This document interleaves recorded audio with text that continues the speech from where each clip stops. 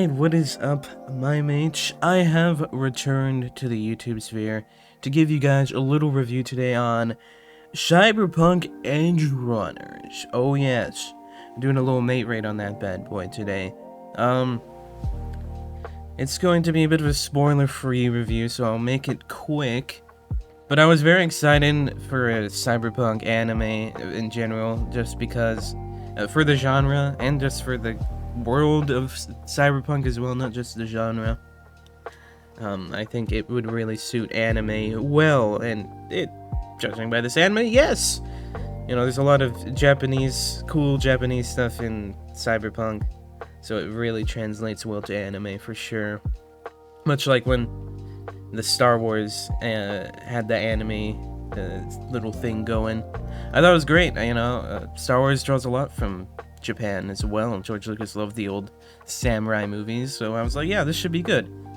And it was, but I think it even surpassed my expectations. I think it was a lot better than I even thought it was going to be. I really liked all the characters, the character designs as well. Very solid animation. Studio Trigger does not miss. I feel like I've liked most things that I've seen from them. This was no different. But I think what made it even more awesome was because I had played the game and I loved the game so much that I could see a lot of the things, like they nailed the world that CD Projekt Red made with 2077. Like, there's so much that looks just like it, like the apartments, like David's apartment looks just like V's apartment, to kind of show the mass production, you know, apartment buildings, you know, they all look similar. So I thought that was really cool. I think the other awesome thing was the use of the Cyberpunk soundtrack from the games, because right away there's the this song. I ain't no average circle. I'm dead, just like disco. My bank account is 000. Oh no. And I really like that song. I thought it was a cool song. There's so many vibey songs in the Cyberpunk soundtrack, so it was nice to see. So it was nice to see the anime using the game soundtrack.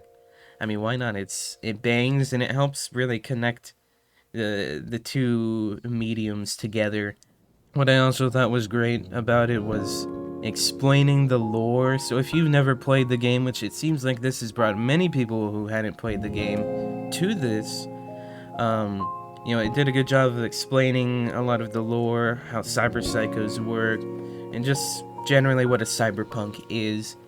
But I already knew that as I played the game, so it was cool, like, seeing them explain that, even without it. It wasn't overbearing and, like, too hand-holdy. I thought they did a good job of explaining lore in this for people who didn't know or already knew and just liked hearing it again. But I thought all the characters were really fun. Their designs were great. Very interesting character arcs, and I think David kind of represents the street kid of Night City arc very well, and a little bit better than Jackie, just because in the game we don't get too much of Jackie Wells. But I think he kind of mimics him a little more, and his kind of wants and dreams a little bit. Not fully.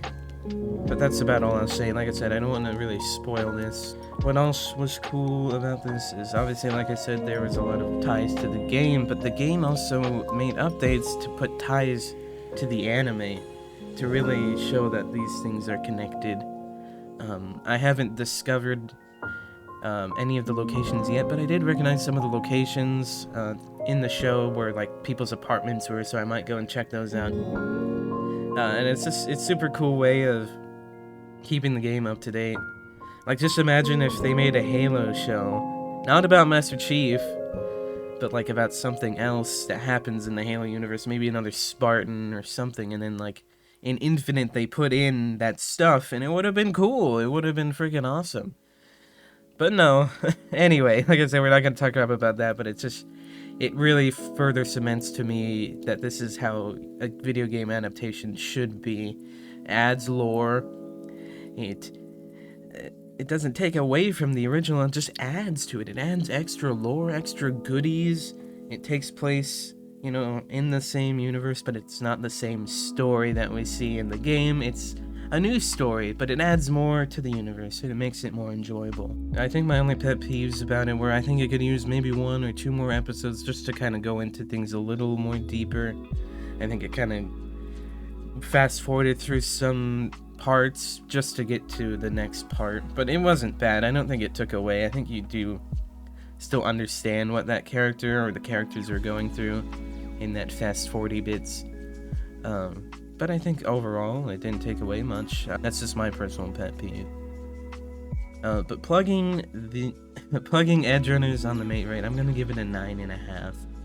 This thing is amazing. It's so good. It, like I said, adds to the game lore. It's a really good story that, it's like when I finished the anime, it was like when I finished the game. I was just so many thoughts running through my head, and I think that's what makes a good story, is that you're thinking about it after. It's very thought-provoking. To me, that's very important in a story.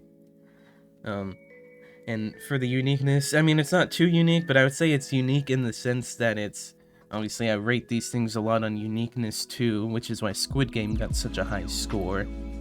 And I would say that this is pretty unique because it's an actual good video game adaptation.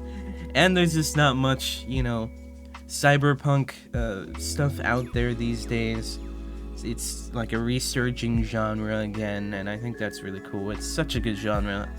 I hope that this inspires more cyberpunk stuff. I know we're getting another Blade Runner show by Amazon, which could be good, could be bad. We shall see, but I really do like the genre, and this just further cements my love for the genre.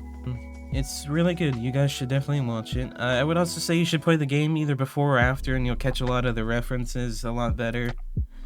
But yeah, I really enjoyed Edgerunners. I would probably watch it again too. It's just chef's kiss for Edgerunners right here, guys. 9.5 out of 10 recommend. But let me know in the comments if you've seen Edgerunners, or if you agree or disagree with my mate rate. Please let me know if you have things to add. Just try not to spoil it.